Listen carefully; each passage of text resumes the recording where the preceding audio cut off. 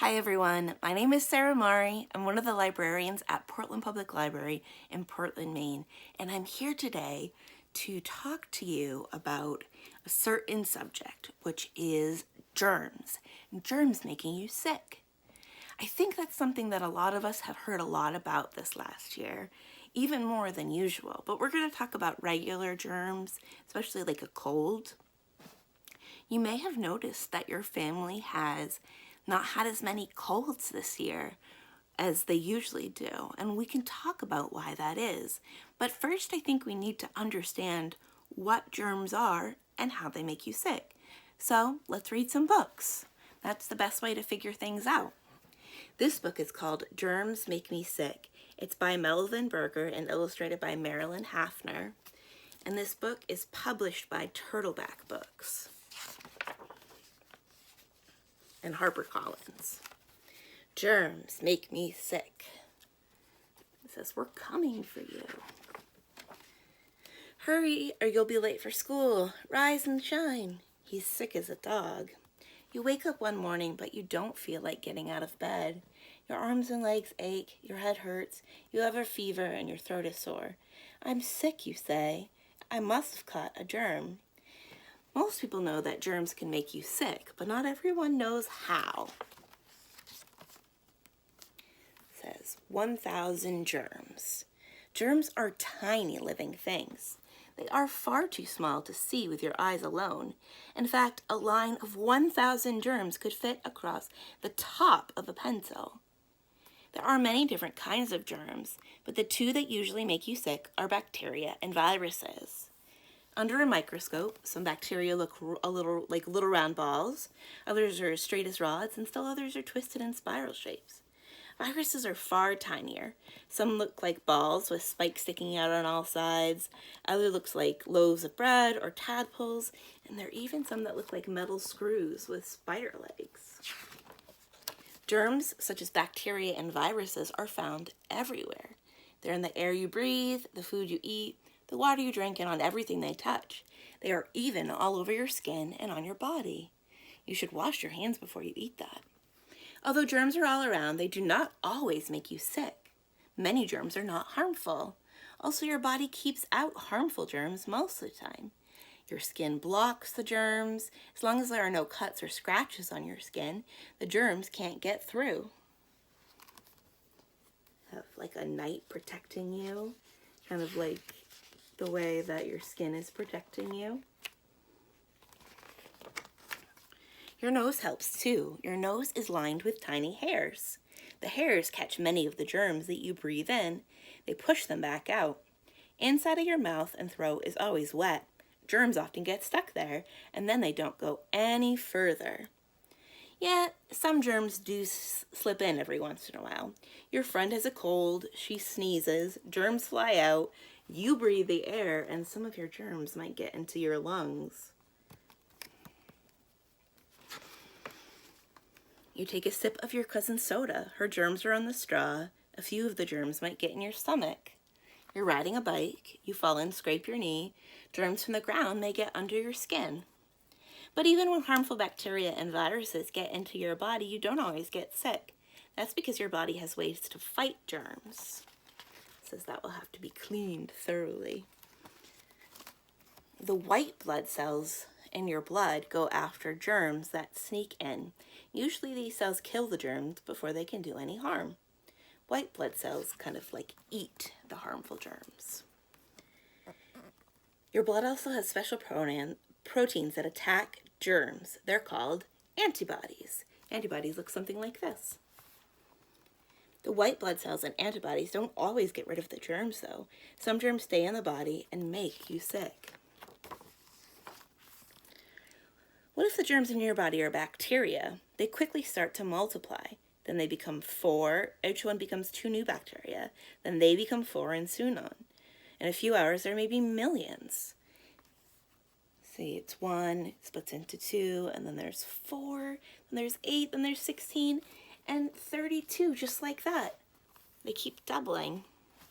The bacteria give off waste products. Some of these wastes are poisons. Poisons can damage or kill the cells that make up your body. When enough cells are harmed, you feel sick. Yes, Mrs. Smith, I'm afraid that Janie isn't feeling very well. This girl is hurt, not sick. You can see her arm in a sling. You may have pains and aches, run a fever, or break out on a rash. You may cough, sneeze, or throw up. These signs tell you that your cells are being damaged or killed in your body. This poor kid, he looks like a leopard. His spots, maybe from having something like chicken pox. Some bacteria give off poisons that stay close to the bacteria. Bacteria in your mouth are like that. Their poison only attacks your teeth and causes cavities. It does not go to other places in your body. Earaches and boils on the skin can also be caused by bacteria whose poison stay in one place. You can fight the bacteria in your mouth by brushing, right? And flossing. Other bacteria gives off poisons that move around the body. One kind of bacteria lives in the lungs, but it gives off poisons that are carried around the blood. The bacteria may give you a headache or a sore stomach. The heart pumps the blood through the lungs and then out to all parts of the body. Still, other bacteria have poisons in their outer coats. When they touch different cells, their poisons hurt or destroy them. As the cells die, you feel sick. It says, you don't look too good, Jeff. What if viruses get into your body? Viruses are different from bacteria. They don't give off poisons. Each virus forces its way into a body's cell, and then it disappears inside. So here's the virus, and this is the cell. There's it forcing its way inside. For a while, nothing seems to be happening, and then suddenly the virus breaks out of the cell. So lots of new viruses form inside the cell, and then they push their way out. Hundreds of new viruses tumble out. Each virus finds another cell and digs its way in. Then these cells pop open and more viruses pour out. Soon there are millions of viruses in your body. Viruses spread out. As they do, you feel worse and worse. Viruses bring you colds and the flu, measles, mumps, and chickenpox, and a lot of other illnesses. Though bacteria and viruses can make you sick, you usually begin to feel better after a day or two. Your body has beaten back the germs. A few times, though, you feel very sick, or you stay sick for days. Then you should see a doctor. Doctors try to find out which germs are making you sick. What hurts, they ask. Let's take a look. Perhaps they'll swab your throat with some cotton, and then they send the cotton with the germs on it to the lab. Or maybe they take a few drops of blood from your fingertip or arm. That also goes to a lab to be tested. Then they can tell what you have. They can also swab your nose to get germs. Your doctor gets a report from the lab, and it tells whether the germs are bacteria or viruses. If bacteria is making you sick, the doctor usually prescribes some drugs. The drugs will either kill the bacteria or stop them from growing. Doctors do not yet have drugs to cure diseases caused by viruses, but they can give you shots to prevent some of these diseases. Those are called vaccinations or vaccines. It says, it's okay, Sarah, it will only hurt for a second. When you get a vaccination, it's kind of a sharp scratch. It hurts for a second. There is a little prick, but it doesn't hurt for a long time, and it will make you feel much, much better when you don't get sick later. If you do get sick with a virus, the doctor might give you some medicine anyway. It won't cure you, but it might make you feel better or protect you against bacteria that might make you even sicker. It says just swallow it down. When germs make you sick, your doctor might tell you to stay in bed. Bed rest makes it easier for your body to fight germs. So do eating and drinking healthy foods and drinks. It's a good way to get better is to take lots of long naps. Once you are well, you want to stay that way. There are lots of ways to keep healthy. I bet we know a lot of these. Let's go ahead and read these rules for good health. Stay away from anyone with a cold or flu. Wash your hands with soap and warm water to get rid of germs. Eat good, healthful food. Brush your teeth after meals. Get plenty of rest. Do some exercise every day. Visit your doctor and dentist regularly for checkups. And be sure to get the shots that you need. Germs do make you sick sometimes, but you can help yourself be fit as a fiddle the rest of the time. And that's the end of that book, Germs Make Me Sick. Now we can read another book. But did you notice that there was one thing that we've been doing a lot lately that wasn't listed on that list? I bet you said wearing a mask. Now we wear a mask because we know that that can help a lot with stopping the germs from spreading. Like when that girl in line sneezed and it got all over that boy. She was wearing a mask. It would have been kind of gross in her mask because she sneezed, but it would have protected the other boy from getting her germs. That might be why we were getting less colds this year, is because everybody is wearing those masks when they're out in public, so nobody is spreading around cold germs. Now we're going to look at this book called Your Body Battles a Cold. It's by Vicky Cobb. The photographs in it, which are photographs of real itty-bitty microbes, are by Dennis Kunkel, and the illustrations are by Andrew N. Harris. This book is published by Millbrook Press. Don't you just hate to get a cold? You sneeze a lot, your nose drifts, your head feels stuffed, you don't feel like your usual peppy self. What a drag. A cold takes place at the back of your nose. It's like a battle going on in your body. And thanks to the superheroes of your body, it is a battle you will win. This book tells that story. A neutrophil, goblet cell, a plasma cell, and cilia. Your whole body, including your nose, is made of very tiny living things called cells. Cells are so tiny that they can only be seen with a microscope, which is like a powerful magnifying glass. This is a white blood cell seen through a transmission electron microscope. A transmission electron microscope can magnify a subject up to 1 million times. You can clearly see the grainy brown and yellow nucleus, or control center, of this cell. So this is a real picture of a white blood cell, but it is huge compared to how big a white blood cell actually is, which is too small to even see. You have many kinds of cells that do different jobs in your body, like nerve cells, muscle cells, bone cells, and red blood cells. When you get a cold, germs attack certain cells in your respiratory system, which includes your mouth, nose, and lungs. But you have defenses to keep the germs out in the first place and to defend against them once they do arrive. You can see up their nose. If you use a flashlight to look up your nose in the mirror, you will see tiny hairs sticking out. These hairs are coated with a sticky goo called mucus. The mucus-coated hairs trap the larger specks of dust that may enter your nose. Mucus is formed in cup-shaped cells through the lining of the nose. They're called goblet cells, not because they form gobs of goo, which they do, but because they have stems like goblets, which is like a fancy cup. The nasal lining is covered with microvillia, hair-like fingers that increase the surface area for absorbing oxygen. So here's a mucus goblet, a real picture of one, with some microvillia. That's that part here. The nasal lining cell and the goblet cell.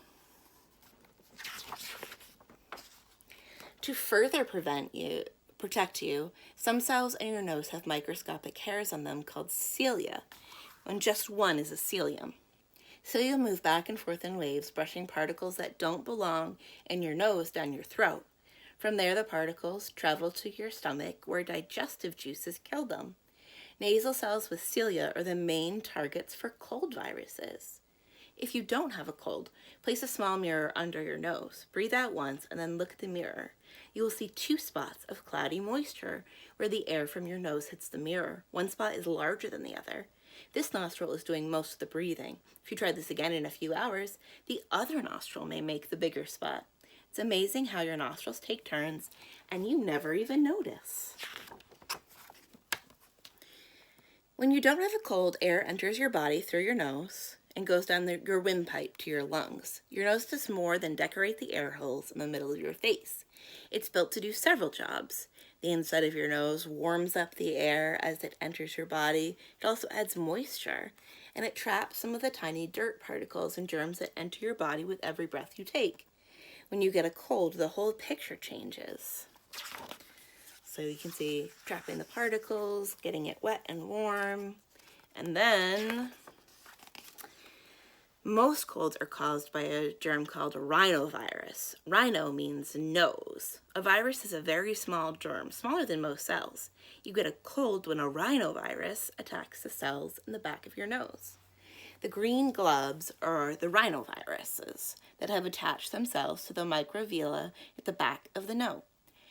The viruses will use parts of these cells in order to copy themselves. It's like the cell is a factory, and the virus steals its machinery to manufacture itself. Your nose doesn't take a rhinovirus attack lying down. Almost instantly, the invaded cells give off a kind of juice that acts like an alarm. The rest of your body springs into action. One of your first defenses is the sneeze. A muscle under your lung pushes up, squeezing the air in your lungs into a much smaller space. This sneezed air is like the bubbles in a closed bottle of soda. Suddenly your air passages open and the sneeze explodes out of your mouth. The blast of air from the sneeze can be as fast as a hurricane's wind, 100 miles an hour. A sneeze can contain 5,000 droplets with cold viruses inside them and travel up to 12 feet. So cover your mouth when you sneeze. So that's part of the reason why we've been wearing masks, right? So if you sneeze, it traps all of those in. If you're not wearing a mask, like if you're in your house and you have to sneeze, it's a really good idea to cover up your nose. You can use your hands, but it's not great because then it's all over your hands. But if you go and wash them right away, that's okay. A lot of doctors suggest using the inside of your elbow. So you pull your hand all the way across and tuck your nose and your mouth into your elbow. You can also sneeze on the inside of your shirt, which will trap those as well. All of those are a little sticky if you have like a really yucky sneeze, but it keeps the germs in a place that you can control them until you can go change your clothes or wash your hands, right? Pollen grain, which is this red object, caught in mucus on the surface of a nose hair, is one of the many things that can cause a sneeze. So if you have like pollen from a plant, sometimes that makes you sneeze. Right after you sneeze, a group of cells in your nose called goblet cells produce watery mucus. When you get a cold, goblet cells make 5 to 10 more mucus than usual. Some of it just drips, but some of it gets brushed by the cilia cells to the back of your nose, and you swallow it. The mucus helps flood out some of the viruses. This is a picture of a slice through a nasal lining cell. The gold color material is mucus. The oranges are the fingers of the microvilli, and the green rhinoviruses are invading. They will eventually make their way to the cells connected to the microvilli to cause a cold. Another name for mucus, if you haven't figured out by now, is snot. Sneezing is also good because it blasts out germs and extra mucus. It helps keep your lung and air passages from getting infected by the virus. A runny nose and sneezing tell you that your body is fighting back. You start this fight just after the virus enters your nose. Blood, which includes red blood cells, virus-fighting white blood cells, and a lot of fluid rushes to your nose to help. The inside of your nose swells up. It's hard to breathe through a stuffy nose. Fortunately, your nose and mouth are connected, so now you're able to breathe through your mouth. But it's not as comfortable as breathing through your nose. It takes a while to win this war. Your body needs about 10 days to make and use a special weapon that has only one job to do, namely ruin every invading rhinovirus so that they can no longer attack your cells. The special weapon-making cells are in their blood. They are a kind of white blood cell called a plasma cell. Plasma cells make antibodies which recognize foreign invaders in your body. The antibodies mainly destroy the invaders. They're also able to tag them so that other cells will be able to find the invaders and destroy them. Here's a huge picture of a plasma cell.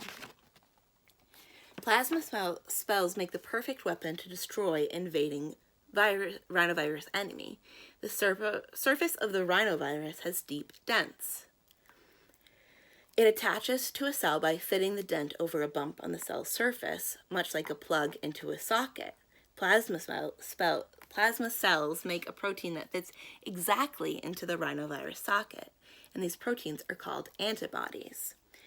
An antibody and a rhinovirus connect like two jigsaw puzzles. The antibody plugs up the dent in an unattached virus where it would attach to your cell. Once that happens, the virus can't attach to the cell and it no longer can affect you. A protein is a special kind of substance that makes up all living things. The word protein means first importance. There are many different kinds of proteins. You eat foods that contain lots of proteins like meat, fish, eggs, and beans. These foods become part of the proteins of your body and your skin, muscles, and blood.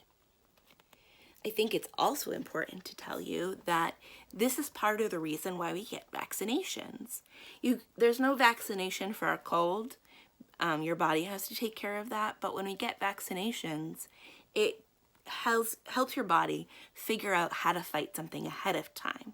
Instead of having to wait 10 days for the protein to be made by your white blood cells and your plasma cells, your body has already figured out how to fight it. So if the sickness shows up, then your body already knows how to make those antibodies and they can start right away instead of having to wait those 10 days while you get really sick. When your cold battle is over, dead cells and ruined viruses are all over the battlefield. Two types of white blood cells called neutrophils and macrophages clean them up. The neutrophils and macrophages change shape to surround the virus.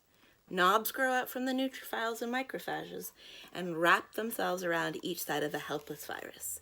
Suddenly the virus is inside the white cells, and powerful juices then digest it. When the neutrophils and macrophages are full, they also die. At the end of a cold, the mucus in your nose gets thick and yellowish because it contains lots of dead white cells. It's a sign that you are almost better. This macrophage is eating the rod-shaped green bacteria.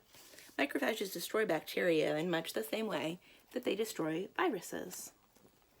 The good news is that you are now protected against this specific type of rhinovirus that gave you a cold. If this particular type of rhinovirus ever enters your body again, there are antibodies ready to take them out before they even get started. You'll keep the antibodies you made in your blood for many years, perhaps even the rest of your life. They are the prizes for the battle that your body has fought hard and won. The bad news is that there are more than 100 different kinds of rhinoviruses, and you have protection only from the viruses that have already invaded you. But don't worry, your body heroes are still there waiting to battle any new invaders. Even though you have good built-in defenses, having a cold is not fun, so do your best to keep from being invaded in the first place. The most common way that rhinoviruses get into your body is by traveling from hands into your eyes, nose, or mouth. So wash your hands well and often.